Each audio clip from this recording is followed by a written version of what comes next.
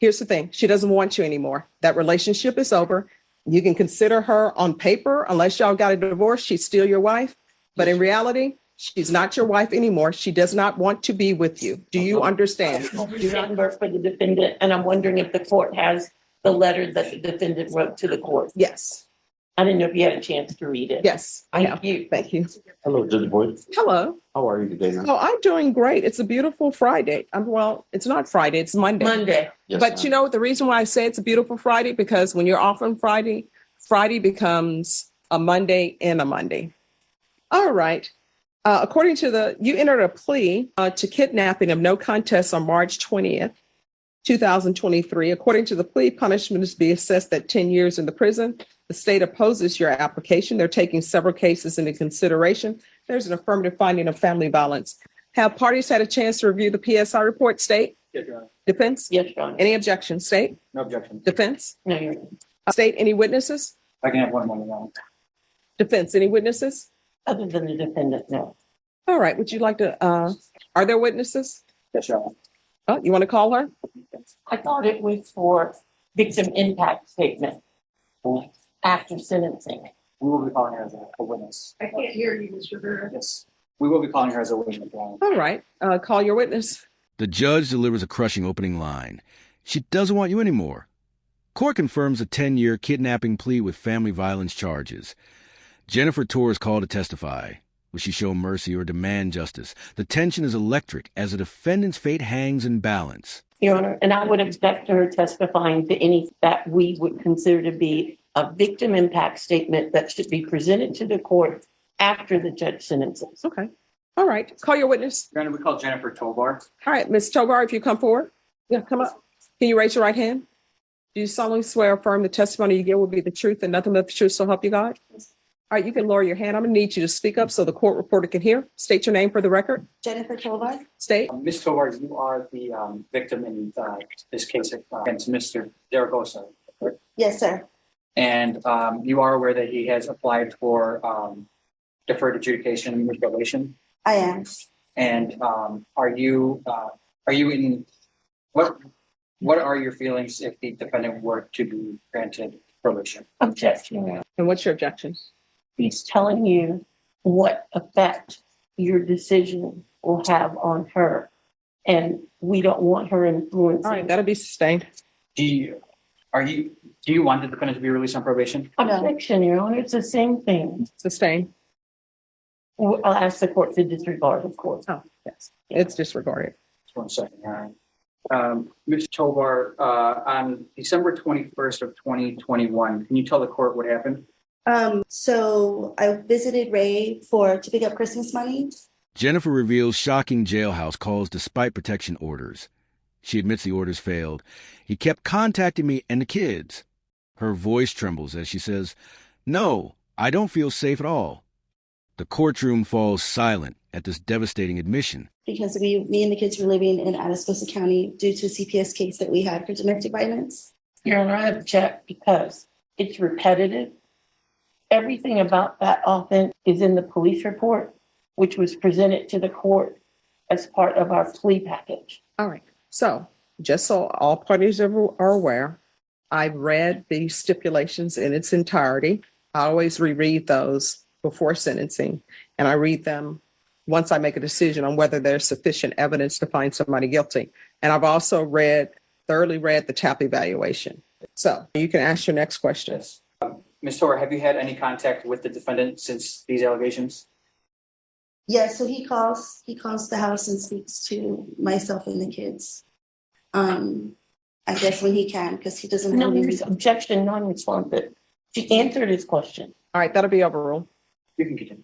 Oh, so he has to use, I guess, a pre-collect call that he has because he doesn't have any money on the account to call us.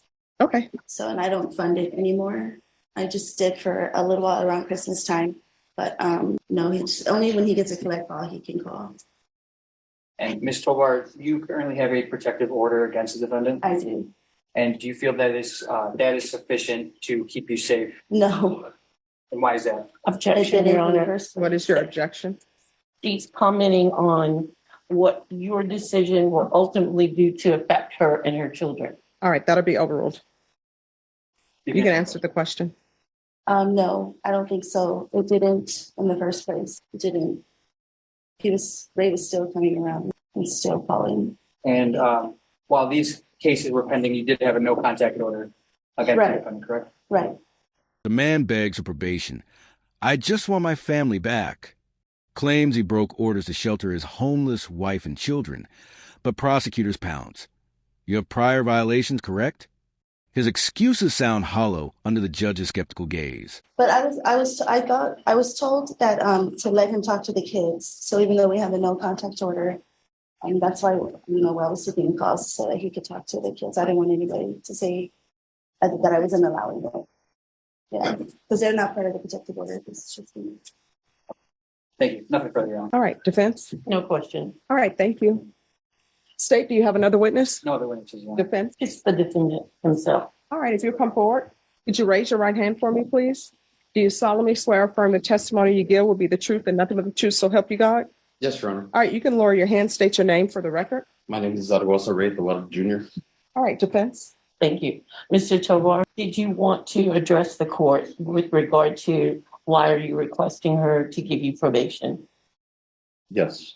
I feel that given probation, I could complete probation. As you know, I haven't been in trouble before, Your Honor. This is the longest I've been in jail. I feel that I've made a mistake. And if you read the current note I wrote to you, Your Honor, it describes more of my feelings.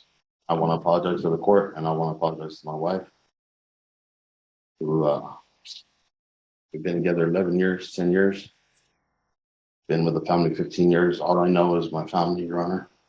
And I'm asking for your leniency and your mercy, Your Honor, for probation and classes so I can better myself. Thank you. All right, state, any questions? Yes, Your Honor, briefly. Mr. Tovar, Yes, sir. in this case, you're charged with a violation of a bond protective order, as well as a repeat violation of a bond protective order, in addition to the kidnapping, correct? I am. It was. I was. And given that there was a no contact order protecting Ms. Tovar from you, you violated those no contact orders. That is wrong. She came to my home and moved in with me because she had no place to live. I wasn't going to leave my wife and my kids out on the street. So I did not violate it. She came to me, and that's how I violated it. But you were made aware that any contact with Ms. Tovar would be a violation of those bond conditions, is that correct? I was aware, but I was not going to leave my kids and my wife out in the street, sir. In this kidnapping case, you did tie up Ms. Tovar with duct tape, is that correct? No, that is incorrect. And you said you've never been in trouble before, but you did have a case out of Atascosa County, Texas, for a violation of bond protective order in that county as well. Is that correct? That was for phone calls for talking to my children, which I had the right to do. And if you check the records, it says for electronic communication, I was allowed to talk to my kids. And you did abscond during that case on February 9th of 2023. Is that correct? Is that? You just didn't do anything and you failed to report. I was in jail. Okay. It's not that I failed to report. It's just I couldn't go. Okay. I was in custody. I'm sorry. I said during that incident, I was in custody, so I couldn't go over there. I have no further questions, Your Honor. Any further No, questions? Your Honor. All right, any other witnesses? No, Your Honor. All right, the court will hear argument. State, you're opposed. Yes, Your Honor. We're opposed to the defendant being granted probation. While you heard from the victim that she does not feel protected just by the no contact order, and that the fact that he was charged with a repeat violation of court order bond condition twice, which are being taken into consideration in this offense, Your Honor, shows that the defendant, whatever the allegations were. Didn't you tie her up with duct tape? Prosecutor demands. Defendant squirms. I had rights to call my children. Previous bond violations surface, destroying his credibility. The evidence paints a picture of a dangerous, manipulative man. Completely disregarded the court's order and telling him that he's not supposed to have any contact with the complainant. But what about his saying that she came to live with him? Your Honor, regardless of what the allegations are, if he knew that he had these charges pending. No, I understand that, but isn't that mitigating the fact that she chose to go and live with him?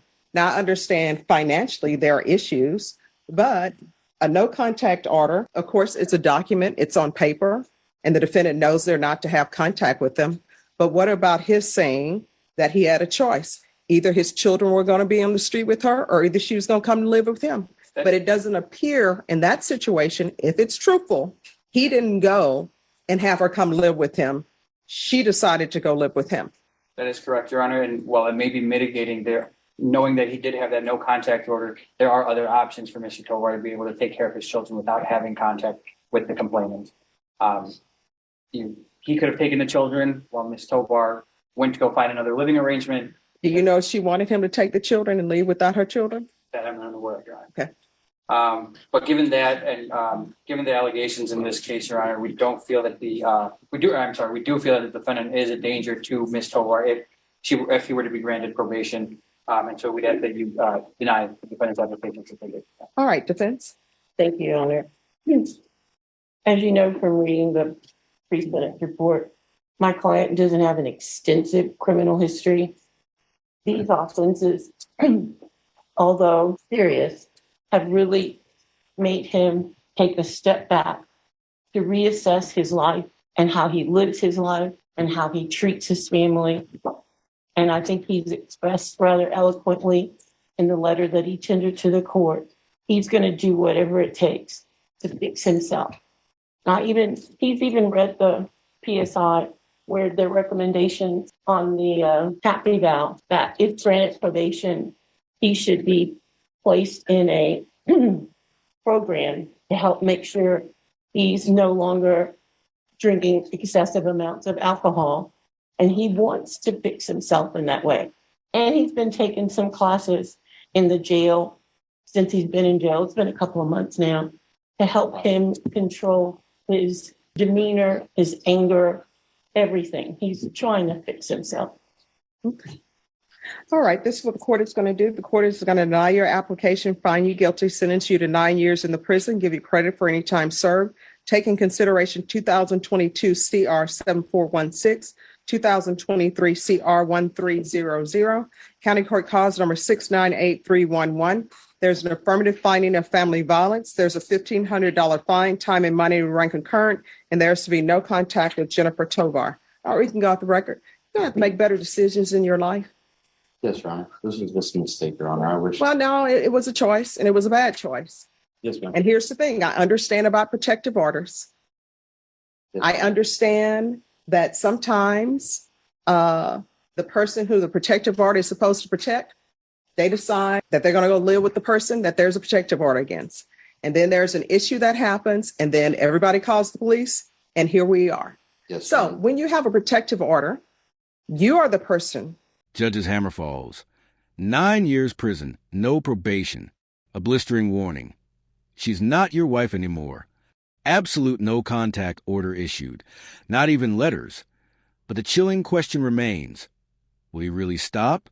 Who are responsible. And if somebody wants to come live with you and there's a protective order in place, you need to say no. Do you understand? I do now, Your Honor. Well, I mean, you knew beforehand. You just decided, maybe we can work this out. Here's the thing. She doesn't want you anymore. That relationship is over. You can consider her on paper, unless y'all got a divorce, she's still your wife. But in reality, she's not your wife anymore. She does not want to be with you. Do you understand? Do not call her from the jail. Do not call her from the prison. Do not contact her. And if you want to see your children, and Ms. Burke does a lot of civil work, if you want to see your children, then that needs to be done through a third party, but it's not to be done through Ms. Tovar. It's like you don't even know her. Do you understand? Thank you.